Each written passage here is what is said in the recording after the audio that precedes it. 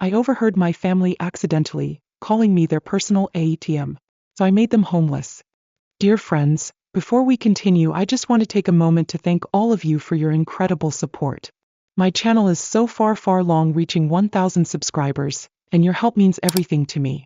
Please hit subscribing below. Your support truly makes a huge difference. I appreciate every single one of you. Thank you so much for being a part of my channel journey. Now back to the story. You know that saying, blood is thicker than water? Yeah, I used to believe that too. I thought that family comes first no matter what. So I worked myself into the ground, long shifts, no vacations, no splurging on myself, all to make sure they were taken care of. My mom, my sister, my brother, they were my priority. I never questioned it. That's what family is supposed to do, right? Support each other. Take care of one another. Help when times get tough. But here's what no one tells you. Sometimes family isn't family. They didn't see me as their daughter, their sibling, or even a human being. To them, I was just a walking ATM. They never checked in on me. Not to ask how I was doing, not to see if I needed anything, and sure as hell not to invite me anywhere. Unless, of course, money was involved. But the moment I hesitated, here came the guilt tripping. We're struggling. You know we don't have anyone else. What else are you going to do with your money? And like a fool, I always gave in. I told myself, they appreciate me. They love me. They'll be grateful one day. That was a lie. Because one night I found out exactly what they thought of me. It was past midnight when my phone buzzed. I had just collapsed into bed after another soul-crushing 12-hour shift. My body ached, my head pounded, and all I wanted was sleep. Then I saw the name flashing on my screen. Samantha. My sister never called unless she wanted something. But at this hour, something felt off. I answered groggily. Hello. Silence. Then laughter. Clinking glasses. Muffled voices. A party. I was about to hang up when they mentioned my own name, and what I heard next made my stomach drop. I wasn't expecting a call at that hour, especially not from Samantha. My sister never called unless she needed something, and even then it was usually a quick text laced with some guilt trip. But at midnight? That was new. I answered groggily, rubbing my eyes. Hello. Silence. Then a burst of laughter. The sound of ice clinking in glasses. Music playing softly in the background. A party? My stomach sank. They never invited me to family gatherings. I was always too busy working, which was funny considering I was working to pay their rent. I almost hung up, assuming it was a mistake. Then I heard something that froze me in place. I swear she's so gullible. Jessica actually thinks she's helping us. My mom's voice, dripping with amusement. Someone chuckled. Samantha's voice. I know, right? She acts like some kind of savior. Like we'd be out on the streets if she stopped paying. My jaw clenched. I waited for someone to correct her, to say that I had been keeping that roof over their heads for years. Instead, Ethan, my brother, let out a snort. I mean, technically we would be. But that's her problem. It's not like she has kids or a husband to take care of. What else is she going to do with her money? Laughter exploded on the other end of the line. I felt like I had been punched in the gut. Every month I drained my paycheck to make sure they were okay. Meanwhile, they were mocking me, planning how to milk me for even more. Samantha's voice turned smug. Didn't she just get a raise? She can afford to cover more. I look at her. New apartment, new car, no responsibilities. Meanwhile, we're here stressing over bills. Ethan let out a low whistle. Right. And we can't even upgrade our phones because we're too busy paying rent. An iPhone. They were complaining about not being able to buy new iPhones. My rent payments weren't covering necessities. They were funding their lifestyle. My mother sighed dramatically. Well, we'll just have to talk to her again. You know how she is. A little push, a few tears, and she'll fold. She always does. My body went numb. They weren't struggling. They were comfortable because of me. And they didn't even respect me enough to hide it. They were proud of how easily they manipulated me. I could have hung up. I could have confronted them right then and there. But instead I let them talk, listening as they plotted their next request. Because in that moment something inside me changed. They thought I would never stop helping them. They were about to find out just how wrong they were. I let a few days pass, keeping up the act. Samantha sent me texts about her stressful life, her new manicure, a shopping spree, a fancy dinner at some high-end restaurant. Ethan only messaged when he needed something as usual. And Mom? She played her role perfectly. Mom, hey sweetheart, hope you're doing okay. Just wanted to check in. Love you. I smiled. Because I knew exactly what was coming next. By the time the weekend rolled around, I got the expected invitation to a family meeting. Mom made it sound casual, like we were just catching up. I knew better. I knew exactly how this was going to play out. First, they'd butter me up with compliments. Then they'd guilt-trip me about how hard things had been. And finally, they'd ask for more money, not as a request but as an expectation. What they didn't know was that I was about to turn the tables. I arrived at Mom's house right on time. Or rather, the house I had been paying for. The moment I stepped inside, I could feel it. The forced warmth, the fake concern, the carefully rehearsed lines waiting to be delivered. Mom was curled up on the couch, wrapped in an expensive throw blanket, sipping tea like she was mentally preparing for battle. Samantha lounged across from her, scrolling on her phone lazily, while Ethan sat at the kitchen counter, munching on something that looked way too expensive for someone who supposedly couldn't afford rent. I bit back a laugh. They had no idea. Mom looked up with that familiar, overly sweet smile. There you are, sweetheart. We were just talking about you. I bet you were. I smiled back, keeping my expression easy and relaxed. Oh yeah. What about? Mom sighed dramatically, setting down her tea with just enough emphasis to make it feel like a serious discussion was coming. Here it comes. You know how much we appreciate everything you do for this family, she started, her voice carefully laced with gratitude. Samantha jumped in immediately. Yeah, like we were just talking about how much rent has gone up lately. It's crazy. Ethan let out a low whistle, shaking his head. Insane.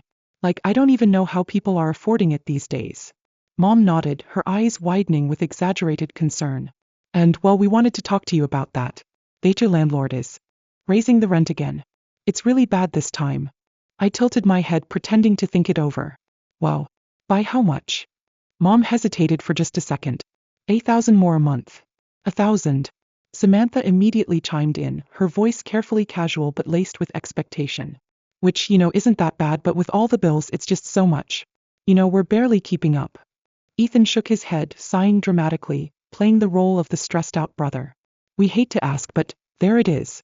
The moment where they expected me to smile, nod, and say, of course I'll help.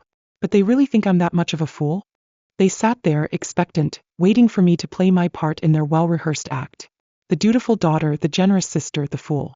But did they really think I was that naive? I let the silence stretch, letting it curl around the room like a tightening noose. Seconds passed. A flicker of unease danced across Mom's face. Samantha shifted in her seat. Ethan drummed his fingers against the table, his confidence cracking like thin ice. Then finally I leaned forward, clasping my hands together, and with the stillness of a predator before a strike I asked, so when exactly are you guys planning to start paying rent on your own? The tension snapped. Samantha blinked, her mouth parting as if I had just spoken in a foreign language. What? Mom let out a forced chuckle, a brittle sound that carried no humor. Sweetheart, you know that's not possible right now. Things are just so tight and we're trying our best. I arched an eyebrow, my gaze flicking toward the designer handbag perched beside Samantha like an arrogant little secret. Trying your best? Samantha's fingers twitched, clutching the bag as if it were a life raft in turbulent waters. Ethan cleared his throat, his voice drenched in well-practiced nonchalance. Look, Jess, let's be real.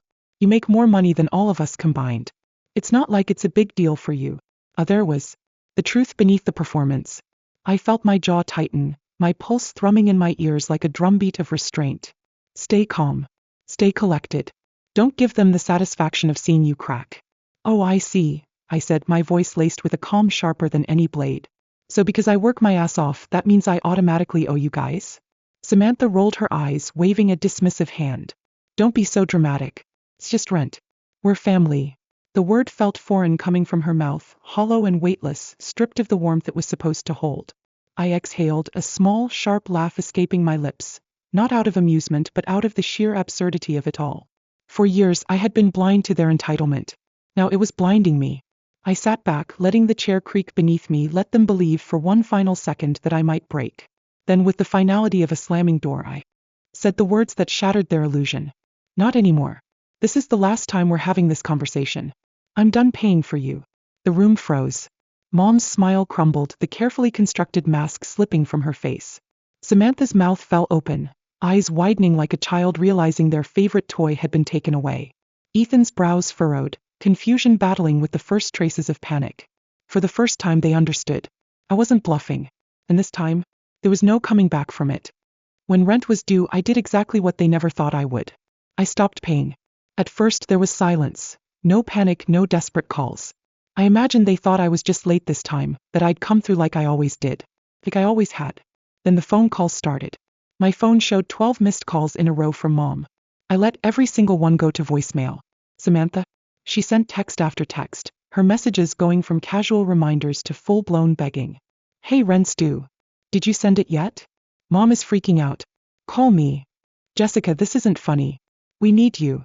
Ethan, the one who usually pretended he didn't care, even tried playing the concerned brother.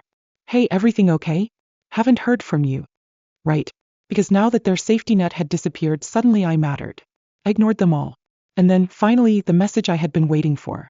Mom, we're getting evicted. Can you please help? I stared at the screen for a long moment, letting the weight of those words settle. Then I called Samantha. The second she picked up, her voice was thick with desperation. Jessica, please, we have nowhere. We need you. I let the silence stretch, let it hang between us just long enough for her to squirm. Then, in the calmest, most even tone possible, I said, You don't need me. You just needed my money. And I'm done being your atum. Silence. For the first time, she had nothing to say. No excuse. No manipulation. No fake promises to change. Just shock. I didn't give her a chance to recover. I hung up. No screaming. No fighting. No explanations. Just done. And for the first time in years, I felt free. They pleaded. They wept. They threw every manipulative trick in the book, clawing for a grip on the control they once had over me. But I was done. For the first time in my life, I chose myself. And let me tell you, it felt incredible. At first, they clung to denial. The phone calls came in waves, each one more desperate than the last. My inbox overflowed with a carefully curated mix of guilt trips, half-hearted apologies, and outright demands. My mom, sweetheart, I know you're upset, but we're family. Let's just talk, okay? Samantha, just come on. We get it, you made your point. Now stop being petty and help us before it's too late. Ethan, so you're really gonna let us lose everything? Just like that. They still didn't understand. They thought this was a test, a game where I would fold like I always had, where my sense of duty, my need for their approval would override my own self-respect. Not this time. I stayed silent. I didn't block them. I wanted them to sit with it, to marinate in their own choices. Days blurred into weeks. And then the inevitable finally arrived. Their eviction notice. The messages changed. Overnight. The desperation morphed into anger, resentment, entitlement. Mom, how could you do this to your own family? After everything we've done for you? Samantha, I hope you're proud of yourself. You destroyed us. Ethan. He abandoned words altogether, just sending strings of question marks as if the reality of my absence was something he couldn't compute. And yet, in all their messages, not once did they take responsibility. Not once did they admit they were wrong. Not once did they even pretend to be remorseful. Because to them I had never been family. I had been a resource. And now that the well had run dry, so had their so-called love. They lost the house. They lost the security. And for the first time they had to face the consequences of their own entitlement. Me. I flourished. My bank account stopped bleeding. My stress disappeared. I took my first real vacation. One that wasn't interrupted by a sob story about overdue bills. I bought things for myself, without hesitation, without guilt, without the crushing weight of obligation forcing me to justify every purchase. And one morning, sitting on the balcony of my new apartment, coffee in hand, I had a realization. They had spent years draining me. But in the end, I didn't need to scream. I didn't need to fight. The best revenge? It wasn't a dramatic explosion. It was walking away. It was letting them finally understand what life without me truly looked like. And they never did come back.